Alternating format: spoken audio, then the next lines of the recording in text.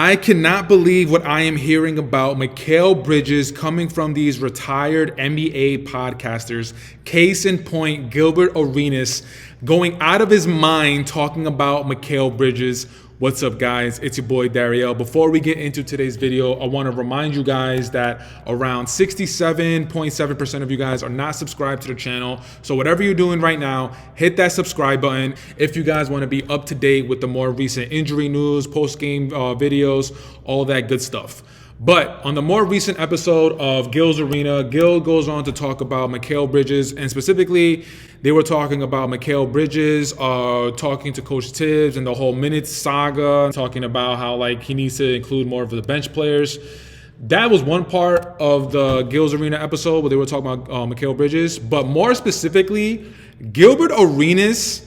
He goes on to say that Mikal Bridges is technically the third option when everybody is in the game, but if there is a starter that is out of the game, in this case, i.e. Jalen Brunson, Mikal Bridges goes from being the third option to the number one option. And he says that the number two option, which is Cat, he stays at the number two option. And the reason why is because Cat, at this point in his career, he doesn't have the ability to create his own shot. And all I want to say is, Gil, shut your ass up, bro. Sometimes you just say the stupidest things, you just say the most outlandish things, and there are moments in that podcast show where you just show your true colors as far as this is why you were never really a winning player. They talk about contracts, they talk about sacrifice, and Gilbert Arenas is always talking about how he always needed his money. Yo, Gil, shut your ass up, bro. Shut up. You were never a winning player. I'm sorry to say this. And I get it. You are a retired NBA player, so you know what the lifestyle is about. You know how the locker rooms are. You know exactly what's going on the court. I understand all that. But sometimes your situation is not the same as the current NBA situation.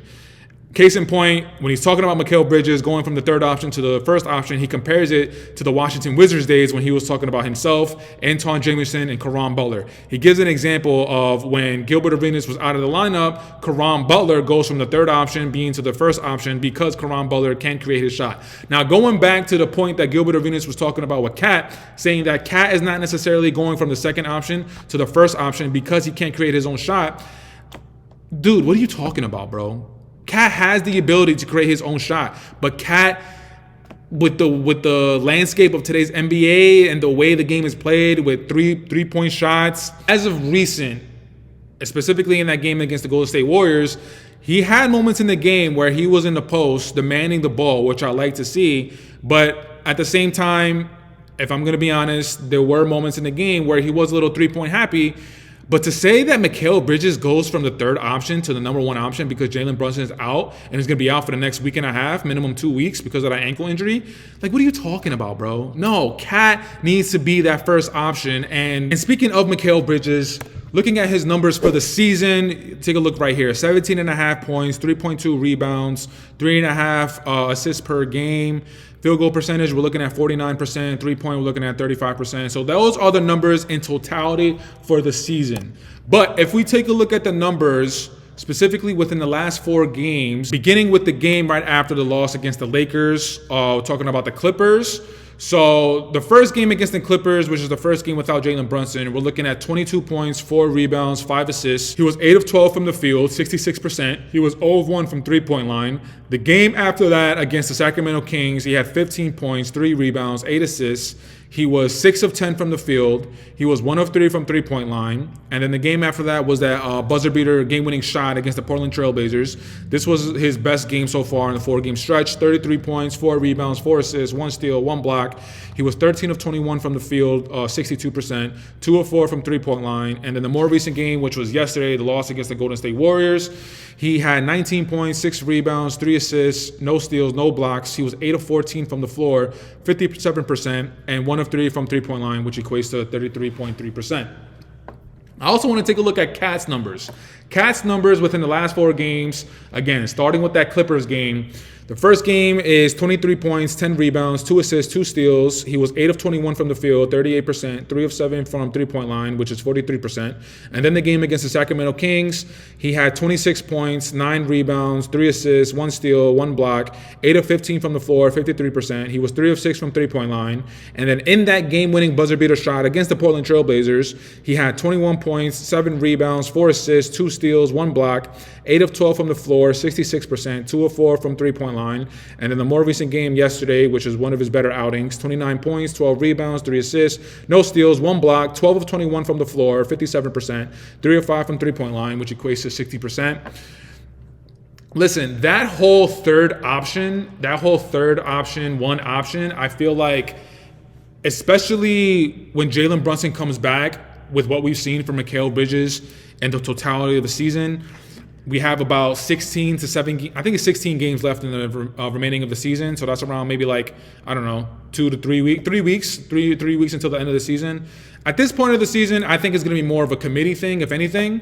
When Jalen Brunson comes back, that third option, we all hoped it was going to be Mikal Bridges. And Mikal Bridges is, I just gave you the numbers of the field goal attempts, the field goals made. He has been more aggressive in Jalen Brunson's absence. But what's going to happen, as we all know, is Jalen Brunson's going to come back, and then Mikal Bridges is going to go back to his original slot. And I'm hoping that these last 4 games, it was a little bit of an awakening for Mikal Bridges. Maybe he realized some things that he can do even when Jalen Brunson comes back. He shouldn't just go into hibernation because Jalen Brunson comes back. And also, Jalen Brunson being home watching these games, I'm hoping that he sees something within these 4 games, being able to incorporate Mikal Bridges a little bit more into the offense. That's not Jalen Brunson's responsibility, but I hope that Jalen Brunson is able to pick up on some things watching these games from home. But ultimately, it's going to be on Mikal Bridges' shoulders. He's going to be the one to be a little bit more aggressive. He's going to be the one to be a little bit more aggressive when he has the ball, being able to create plays for himself or others. It really rides on Mikal Bridges' shoulders.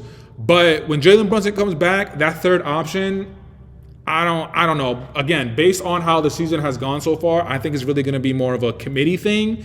I think that third option is going to be split between Mikal, Josh Hart, Deuce McBride, OG and Anunoby. Some nights Mikal's going to be the one. Some nights OG is going to be the one. Some nights Deuce is going to be the one.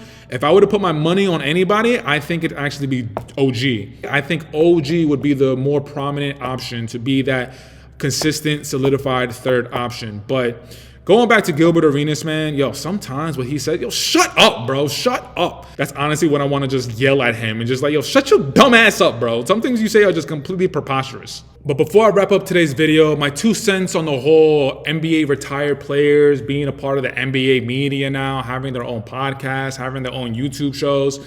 Like, you got Kevin Garnett and Paul Pierce, you got Gilbert Arenas, you got All the Smoke with Matt Barnes and Steven Jackson. You got a slew of others as well, but those are the 3 primary ones. If anything, it's really KG and Gilbert Arenas. Those are the only 2 that I follow. And what I'm noticing is that, they kind of say anything. At least Gilbert Arenas, at least they're able to give context into the decision, into what they're saying. Kevin Garnett and Paul Pierce, like, honestly, they're literally just like OGs, and they're like the 2 uncles in the barbecue, just talking their ish. That's the vibe that I get from that show. And Kevin Garnett be saying some really dumb things sometimes. But Gilbert Arenas, like, for the most part, I do like the content. I do like the entertainment that they provide in that show. But there's sometimes, man, where some things that you say are just absolutely ridiculous. And stop comparing your situation to the Knicks situation, because it's just not the same. But that's it for today's video, guys. I want to say thank you so much for checking it out. Leave it in the comments. Let me know what you guys thought about Gilbert Arenas' take on Mikal Bridges, the whole third option to the first option, Cat being the number 2 option, Cat not being able to bump up to that number 1 option because Cat doesn't have the ability to create for himself anymore. Just all the stuff, man. Just leave it in the comments. I'm gonna check you guys out in the next video. You know the drill. You know the vibes. Queens get the money. Queens get the money long time, no cash. New York or nowhere. New York forever. And it's Queens. And I'm out. Peace.